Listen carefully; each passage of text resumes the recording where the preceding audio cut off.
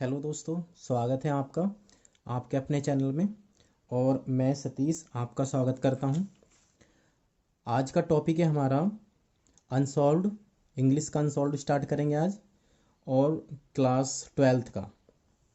तो सही सुना आपने बच्चों, आज से क्लास 12th का अनसॉल्व्ड स्टडी करेंगे। सबसे पहले 2019 के सेट ले रहे हैं, ठीक है। और 2019 का 316 डीजी, ये सेट हम आज स्टडी करेंगे। तो जिन बच्चों ने अनसॉल्व नहीं किया है वो ये वीडियो देख सकते हैं और अनसॉल्व को सॉल्व करना सीख सकते हैं, ठीक है। तो चलिए शुरू करते हैं। जैसे कि आपको चमक रहा है ये सेक्शन ए, ठीक है। सेक्शन ए, बता दूं थोड़ी बात। सेक्शन ए और सेक्शन बी, सेक्शन ए और सेक्शन बी, ये दो पार्टों में बच्चों आपका पेपर आता है। सभी को पता होगा, जिनको नहीं पता वो समझ लीजिए। सेक्शन ए और सेक्शन बी में दो पार्टों में आपका एक पेपर आएगा। सेक्शन ए जो होता है वो प्रॉस का पोर्शन होता है, क्वेश्चन आंसर आते हैं, उसमें एक्सप्लेनेशन आती है। और जो सेक्शन बी होता है, सेक्शन बी में ये ग्रामर का पोर्शन होता है, इसमें ग्रामर होती है, ठीक है ना। तो चलिए पहले प्रॉस के पोर्शन को डिस्कस करते हैं। ये पहला क्वेश्चन है आपका, explain with reference to the context any one of the following passage. व्याख्या करो with reference to the context, संदर्भ सहित, संदर्भ प्रसंग सहित। रेफरेंस होता है संदर्भ और कॉन्टेक्स्ट होता है प्रसंग। तो संदर्भ प्रसंग सहित व्याख्या करो एनी वन, किसी एक की, ऑफ द फॉलोइंग पैसेज, निम्नलिखित पैसेज में से, ठीक है ना। तो बच्चों दो पैसेज आएंगे एग्जाम में, और दो पैसेज में जो आपको इजी लगे उन दो पैसेज में से एक पैसेज की आपको एक्सप्लेनेशन करनी है। अब बात ये आती है कि एक्सप्लेनेशन करेंगे कैसे, ठीक है ना। तो बहुत इजी है। सबसे पहले आपको हेडिंग डालना है हिंट्स। क्या डालना है? हिंट्स। हिंट्स में ये मैंने कुछ लिखा है, इसके अकॉर्डिंग आप लिख सकते हैं। क्वेश्चन नंबर डालेंगे सबसे पहले, क्वेश्चन नंबर 1 का ए, और हिंट्स हेडिंग डाल दिया आपने। हिंट्स का मतलब संकेत होता है, जैसे हिंदी में हम व्याख्या करते हैं तो संकेत को इंग्लिश में हिंट्स बोलते हैं। हिंट्स डाल दिया हमने, और इसके बाद पैसेज के दो वर्ड शुरू में लिख दिए, और डॉट डॉट दो वर्ड लास्ट के लास्ट में लिख दिए, ठीक है ना। जैसे कि ये पैसेज, हम पहला पैसेज डिस्कस करेंगे, my arms were full, I had no room. तो ये शुरू के दो वर्ड हैं माई आर्म्स, और लास्ट के दो वर्ड हैं बैक टू मी, ठीक है ना। तो लास्ट के दो तीन वर्ड लिख दिए हमने, बैक टू मी। तो ये हमारा क्या होगा? हिंट्स हो जाएगा। तो किसी भी पैसेज की एक्सप्लेनेशन करने के लिए सबसे शुरू में हम क्या डालेंगे? हिंट्स हेडिंग डालेंगे, और दो वर्ड शुरू के पैसेज के और दो वर्ड लास्ट के पैसेज के डॉट डॉट करके लास्ट में लिख देंगे, ठीक है ना। तो ये तो हो गया हमारा हिंट्स, ठीक है। अब आगे हेडिंग डालेंगे आप रिफरेंस टू द कॉन्टेक्स्ट। ये इसी में लिखा रहता है क्वेश्चन में, कहीं से आपको स्पेलिंग याद करने की भी जरूरत नहीं है। रिफरेंस टू द कॉन्टेक्स्ट, ये पूरा का पूरा हेडिंग डाला जाता है। तो ऐसे आप ये लिख देंगे, रिफरेंस टू द कॉन्टेक्स्ट। अब मेन बात ये आती है कि यार रिफरेंस टू द कॉन्टेक्स्ट में लिखा क्या जाएगा। तो रिफरेंस का मतलब संदर्भ होता है, अभी बताया था मैंने आपको। कॉन्टेक्स्ट मतलब होता है प्रसंग, प्रसंग का मतलब होता है मेन बात, ठीक है ना। प्रसंग का मतलब क्या होता है? मेन बात। तो इसमें क्या लिखा जाता है बच्चों? इसमें लेसन का नाम लिखा जाएगा और ऑथर का नाम लिखा जाएगा, पाठ का नाम लिखा जाएगा, और उसके जो पाठ का राइटर है, ऑथर है, उसका नाम लिखा जाएगा। कॉन्टेक्स्ट प्रसंग होता है। कॉन्टेक्स्ट के लिए आपको एक दो लाइन लिखनी पड़ेगी कि इस पैसेज में मेन बात क्या कही जा रही है, वो मेन बात को हम कॉन्टेक्स्ट में लिखते हैं, ठीक है ना। तो लिखने का तरीका समझ लीजिए। ये मैंने लिखा these lines have been taken. आप दीज लाइन्स की जगह दिस पैसेज भी लिख सकते हैं, ठीक है ना। दीज लाइन्स के स्थान पर आप दिस पैसेज भी लिख सकते हैं। अगर आप दिस पैसेज लिखेंगे तो हैव बीन के स्थान पर हैज बीन आएगा, ठीक है ना। पैसिव वॉइस का नियम फॉलो होगा। सब्जेक्ट यहाँ पे बहुवचन है तो हैव बीन आ रहा है, और अगर हमने दीज लाइन्स के स्थान पर दिस पैसेज लिखा, पैसेज एक वचन है, तो हैव बीन के स्थान पर हैज बीन आ जाएगा, ठीक है ना। दोनों तरीके से ठीक है। These lines have been taken from the lesson, आप यहाँ पे लेसन भी लिख सकते हैं। दा के बाद में क्या लिख सकते हैं आप? लेसन लिख सकते हैं। क्या लिख सकते हैं? लेसन, लेसन लिख सकते हैं। From the lesson a girl with a basket, यहाँ पे क्या आ जाएगा? पाठ का नाम आ जाएगा, लेसन का नाम। तो these lines have been taken from the lesson a girl with a basket, ये इसी चैप्टर से लिया गया। क्यों लिया गया अभी पढ़ के देखेंगे। Written by William C Douglas, ठीक है, ये इसके ऑथर आ जाएंगे। तो यहाँ तक आपका हो जाएगा रिफरेंस बच्चों, क्या हो जाएगा reference. These lines have been taken from the lesson a girl with a basket, ये हमने सिंगल कॉमा में बंद कर दिया। आप ब्लैक पेन से लिख सकते हैं इसको डेकोरेट करके। Written by William C Douglas, इस ऑथर के नाम को भी आप ब्लैक पेन से लिख सकते हैं डेकोरेट करके, ठीक है। तो यहाँ तक क्या हो जाएगा आपका ये रेफरेंस हो जाएगा। अब कॉन्टेक्स्ट के लिए भी एक लाइन लिखनी है कि भाई मेन बात इसमें क्या कही जा रही है। तो पहले हम पैसेज को पढ़ लेते हैं, उसके बाद पता चलेगा कि भाई मेन बात क्या लिखें कॉन्टेक्स्ट के लिए। तो देखिए, माई आर्म्स वर फुल, मेरी भुजाएं भरी हुई थी। आई हैड नो रूम, मेरे पास कोई स्थान नहीं था। Let alone my need for another basket, दूसरी किसी टोकरी के लिए। बैलेंसिंग माई बास्केट्स, अपनी टोकरियों का बैलेंस बनाते हुए। एंड फैंस, और पंखों का। ऑन माई लेफ्ट आर्म, अपनी बाईं भुजा पर। I reach into my right coat pocket, मैंने अपनी राइट कोट पॉकेट में हाथ डाला। And got a handful of change, और एक मुट्ठी भर खरीज रेजगारी निकाली। पर है शायद 15 सेंट, शायद लगभग वो 15 सेंट होगी, सेंट एक मुद्रा है। इन ऑल, सारी कुल मिला के। विच आई डिपॉजिट, जिसको मैंने जमा कर दिया। इन द बास्केट, टोकरी में। दैट द यंग गर्ल, उस छोटी लड़की की। हेल्ड, माने जो उठाई हुई थी। एम्प्रोंगली बिफोर मी, जो सम्मानपूर्वक मेरे सामने अपने सिर को उठाई हुई थी। आई ट्राई टू एक्सप्लेन, मैंने प्रयास किया समझाने का। दैट की I could not buy the basket, मैं टोकरी नहीं खरीद सकता था। But extended the gratuity as substitute. I relied at once what offence I had given, लेकिन मैंने तुरंत क्या महसूस किया कि मैंने क्या गुनाह कर दिया उसको मुट्ठी भर रेजगारी देकर। दिस चाइल्ड ऑफ 9, ये 9 साल की बच्ची ने। Dressed in rags and on the edge of starvation, ये 9 साल की बच्ची जो फटे पुराने कपड़ों में थी और भूखमरी की कगार पर थी। रेज्ड हर चिन, उसने अपनी ठोड़ी उठाई।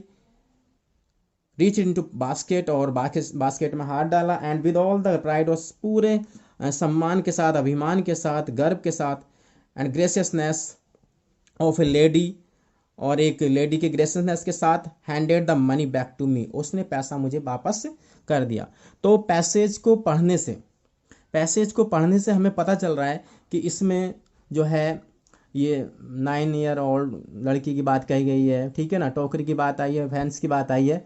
तो आप समझ गए होंगे कि लेसन कौन सा है, ए गर्ल विद ए बास्केट। तो ऐसे पैसेज को आप केयरफुली जब पढ़ेंगे जल्दी तो आपको पता चल जाएगा कि पैसेज कौन से लेसन से है और उस लेसन के ऑथर कौन है, ठीक है ना। तो उसी तरीके से हमने लिखा है। अब पैसेज को पढ़ने से ही कॉन्टेक्स्ट का पता चलेगा बच्चों। तो जैसा कि हमने ये पैसेज पढ़ा है तो हमें पता चला है कि क्या पता चला है कॉन्टेक्स्ट में क्या लिख सकते हैं आप। देखिए बहुत ईजी है। इन दीज लाइन्स, इन लाइनों में। ए 9 ईयर्स पुअर गर्ल, एक 9 साल की गरीब लड़की। सॉब्स माने दिखाती है। द प्राइड माने अभिमान। ऑफ इंडिया माने भारत का। टू द ऑथर माने लेखक को, ठीक है ना। तो ये बच्चों 2 लाइन का आपका ये प्रसंग हो जाएगा कि इन लाइनों में एक 9 साल की गरीब बच्ची लेखक को भारत का स्वाभिमान दिखाती है, ठीक है ना। तो ये आपका कॉन्टेक्स्ट के लिए हो जाएगा। उसके बाद जो हेडिंग डालेंगे आप, एक्सप्लेनेशन डालेंगे। एक्सप्लेनेशन मीन्स व्याख्या होता है, ठीक है। अब व्याख्या में ये यहाँ पे मैंने व्याख्या नहीं लिखी है बच्चों, व्याख्या हेडिंग लिखा है और इसके बाद छोड़ दिया है। बिकॉज व्याख्या अगर मैं यहाँ पे लिखता तो वीडियो लंबा हो जाता। तो व्याख्या आप खुद लिखेंगे, कोई ज़्यादा भारी इसमें इशू नहीं होता है। व्याख्या लिखने का ढंग मैं बता देता हूँ। देखिए मोस्टली बच्चे क्या करते हैं, पैसेज की कॉपी कर देते हैं, ठीक है ना। बट पैसेज की कॉपी नहीं करनी है। पैसेज को समझकर उसको अपने वर्डों में लिखना है, वही क्या होती है, एक्सप्लेनेशन होती है। पैसेज को अपने वर्डों में कन्वर्ट करना, उसको लिखना, वही क्या होती है, एक्सप्लेनेशन होती है, ठीक है ना। तो हम यहाँ पे एक्सप्लेनेशन में पैसेज को अपने वर्डों में, अपने सेंटेंस में कन्वर्ट करके लिख देंगे, वही क्या होगी, आपकी एक्सप्लेनेशन होगी, ठीक है ना। तो ये पहले पैसेज की बात होगी। बी नंबर पे भी एक पैसेज है, but I shall not do it. तो ये बच्चों करना तो हमें एक ही है, समझा देता हूँ आपको। दोनों एग्जाम में 2 पैसेज आएंगे, करना एक ही है। तो what I shall not do it, I have replied you and I will satisfy you that when this large animal says a thing he means it. More over I know longer desire to kill you. Through knowing you better, I have come to feel, shall I say, a sort of affection for you. I fancy that Sir Francis would have called you little brother. ठीक है बच्चों, तो ये passage पढ़ने से पता चल रहा है कि ये जो पैसेज है बच्चों आपका, ये कौन सा है, फेलो ट्रैवलर चैप्टर से। पहचान लिया होगा आपने, माई फेलो ट्रैवलर, ठीक है। और इसके जो ऑथर हैं, राइटर हैं, वो हैं एजी गार्डनर, ठीक है ना। तो इसका भी अगर कोई इसको लिखना चाहेगा तो तरीका तो यही है, हिंट्स डालेंगे पहले और शुरू के 2 वर्ड, लास्ट के 2 वर्ड, और रिफरेंस टू द कॉन्टेक्स्ट में दीज लाइंस वगैरह ऐसे लिखेंगे जैसे हमने अभी समझाया आपको, और एक्सप्लेनेशन कर देंगे, ठीक है ना। चलिए आगे बढ़ते हैं।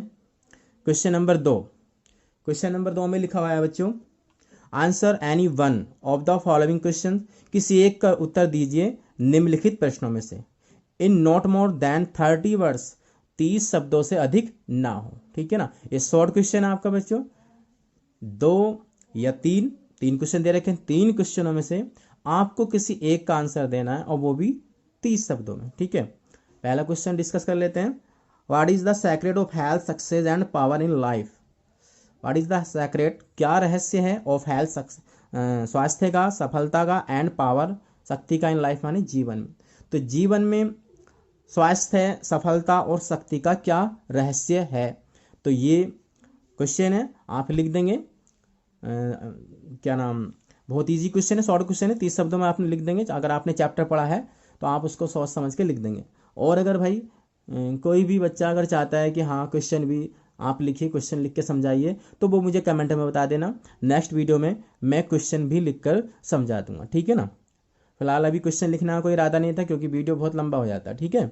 और अगर कोई बच्चा चाहता है कि हाँ क्वेश्चन भी लिख कर समझाइए सर, तो नेक्स्ट वीडियो में मैं इन क्वेश्चनों के आंसर लिखकर आपको समझा दूंगा, ठीक है ना। बट कमेंट में आपको लिखना पड़ेगा, ठीक है।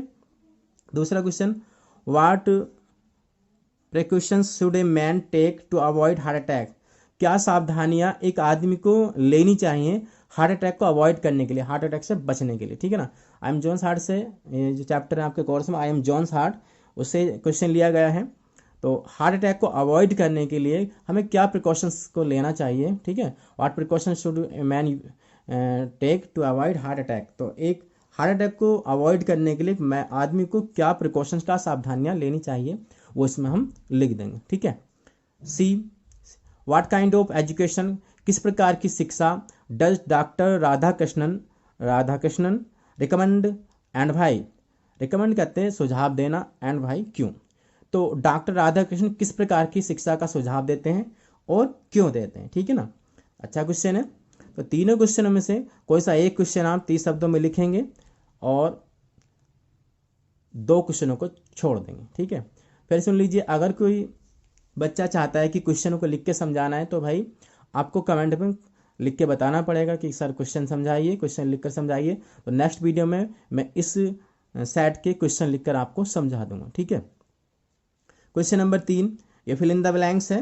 Fill in the blanks in the following sentence, निम्नलिखित सेंटेंस में जो है ब्लैंकों को पूरा कीजिए with the most suitable words, अधिक सुटेबल वर्ड्स को प्रयोग करते हुए, गिवन माने दिए गए हैं, विद इन द ब्रैकेट्स, जो ब्रैकेट में दिए गए हैं। ये आपके फिल इन द ब्लैंक आएंगे बच्चों, और 4 फिल इन द ब्लैंक आएंगे।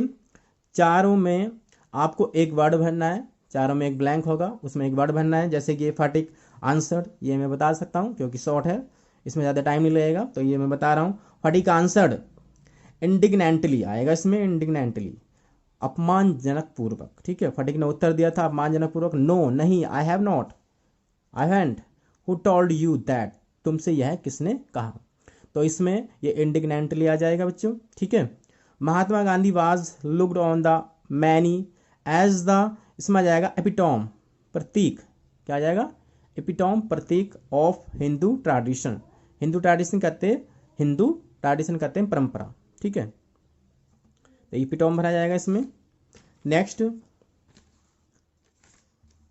सी में, the natural quality of women, the natural quality of women is, औरतों का जो नेचुरल क्वालिटी होती है, प्राकृतिक गुण होता है, वो क्या होता है, ब्यूटी, ग्लैमर, कंपैशन, सेल्फिशनेस। तो कंपैशन होता है, क्या होता है, कंपैशन, दया, ये भरा जाएगा इसमें बच्चों।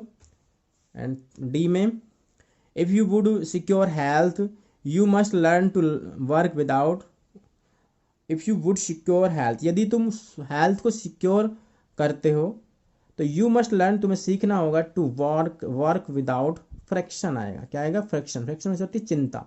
ठीक है, यदि तुम स्वस्थ रहना चाहते हो, स्वास्थ्य को प्राप्त करना चाहते हो, तो तुम्हें कार्य बिना चिंता के करना सीखना होगा। ठीक है ना, तो इसका अर्थ है फ्रैक्शन इसमें भरा जाएगा। ठीक है बच्चों, चलिए नेक्स्ट क्वेश्चन की तरफ बढ़ते हैं। Question number 4, answer any one, किसी एक का उत्तर दो, ऑफ द फॉलोइंग क्वेश्चन, निम्नलिखित प्रश्नों में से, इन अबाउट 75 वर्ड्स। ये आपका लॉन्ग क्वेश्चन है बच्चों। ठीक है ना, तो 2 क्वेश्चन आएंगे, 2 क्वेश्चन में से कोई सा एक क्वेश्चन आपको करना है 75 वर्ड में। और ये जो क्वेश्चन आएगा बच्चों, ये आपका मर्चेंट ऑफ वेनिस से आएगा, जो ड्रामा है आपके में। तो ये भी 75 शब्दों का लिखना है, जो आपको इजी लगे वो लिख देना। पहला क्वेश्चन मैं पढ़ रहा हूँ। How is Jessica's elopement connected with the plot of the play. Jessica का जो रोल था वो ड्रामे के, नाटक के जो कथानक है उससे, थीम से कैसे जुड़ा हुआ था। यानी कि अगर मैं कहूँ कि यहाँ पे जेसिका के रोल को हमें दिखाना है, जेसिका का करैक्टर इसमें लिखना है। ठीक है ना। Describe how Portia saved Antonio's life, बताओ कैसे पोर्शिया ने एंटोनियो के प्राणों को बचाया। तो यहाँ पे पोर्शिया के बारे में लिखेंगे, जो जब पोर्शिया ने वकील का वेश भरा था और कैसे उसने अदालत में एंटोनियो की जान बचाई थी, वो सारी बातें इसमें आप लिखेंगे। ठीक है ना बच्चों। Question number 5, answer any 2 of the following question, किन्हीं 2 के उत्तर दो निम्नलिखित प्रश्नों में से, इन अबाउट 30 वर्ड्स, लगभग 30 शब्दों में। ठीक है ना, तो लगभग 30 शब्दों में आपको 2 क्वेश्चन के आंसर देने हैं और ये आपके शॉर्ट हैं। कैसे हैं बच्चों? शॉर्ट।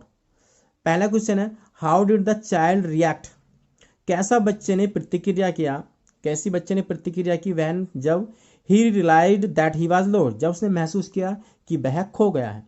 तो बच्चे ने कैसी प्रतिक्रिया की थी? जब उसने महसूस किया था कि वह खो गया है। ये द लॉस्ट चाइल्ड से आपके चैप्टर से लिया गया है, शॉर्ट स्टोरी के क्वेश्चन है। ठीक है ना, तो बच्चे ने कैसा रिएक्ट किया था जब उसने महसूस किया था कि वह खो गया था। ये इसका क्वेश्चन का अर्थ है। तो आप लिख देंगे लगभग 30 शब्दों में इसका answer. What made the astrologer feel very uncomfortable, uncomfortable होता है बच्चों बेचैन। तो किस चीज ने ज्योतिषी को, एस्ट्रोलॉजर कहते हैं ज्योतिषी। ठीक है ना, तो किस चीज ने एस्ट्रोलॉजर को बहुत बेचैन महसूस करवाया। यहाँ पे जो मेड है यह कॉजेटिव वर्ब है। क्या है? कॉजेटिव वर्ब है। अगर बच्चों आपको कॉजेटिव वर्ब का टॉपिक क्लियर करना है तो कॉजेटिव वर्ब का मैंने एक वीडियो बनाई है, आप वीडियो के ऑप्शन में जाके हमारे चैनल को सब्सक्राइब कीजिए और वीडियो देख सकते हैं। कॉजेटिव वर्ब आपको समझ में आ जाएगी ये यहाँ पर मेड क्यों आया है, कैसे आया है। ठीक है ना, तो किस चीज़ ने ज्योतिषी को बहुत बेचैन महसूस कराया था, तो यहाँ पे आप लिख देंगे, चाहे इसका आंसर लिख सकते हैं आप।